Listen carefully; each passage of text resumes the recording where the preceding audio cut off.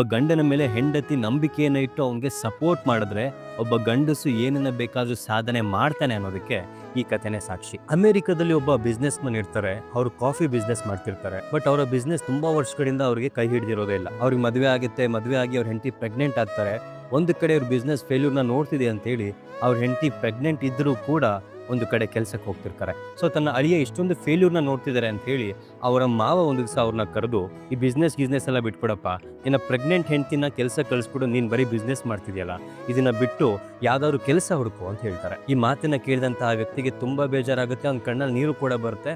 ಒಂದು ಕ್ಷಣ ಅವನು ಯೋಚನೆ ಮಾಡ್ತಾನೆ, ಹೌದು ನನ್ನ ಹೆಂಡತಿ ಪ್ರೆಗ್ನೆಂಟ್ ಇದ್ದಾಳೆ, ನಾನು ಇವೆಲ್ಲವನ್ನು ಕೂಡ ಬಿಟ್ಟು ಯಾವ್ದಾರ ಕೆಲಸ ಹುಡ್ಕೋಬೇಕು ಅಂತ. ಬಟ್ ಆ ವ್ಯಕ್ತಿಯ ಹೆಂಡತಿ ಅವನ್ನ ಕರೆದು ಹೇಳ್ತಾಳಂತೆ, ನನ್ನ ತಂದೆ ಆ ರೀತಿ ಹೇಳಬಾರ್ದಿತ್ತು, ನನ್ನ ತಂದೆ ಹೇಳಿದ್ದು ತಪ್ಪು, ನೀವು ನಿಮ್ಮ ಡ್ರೀಮ್ಸ್ನ ಫಾಲೋ ಮಾಡಿ, ನಿಮ್ಮ ಬಿಸ್ನೆಸ್ ಮೇಲೆ ನೀವು ಕಾನ್ಸಂಟ್ರೇಟ್ ಮಾಡಿ, ನಾನು ನಿಮಗೆ ಸಪೋರ್ಟ್ ಮಾಡ್ತೀನಿ ಅಂತ.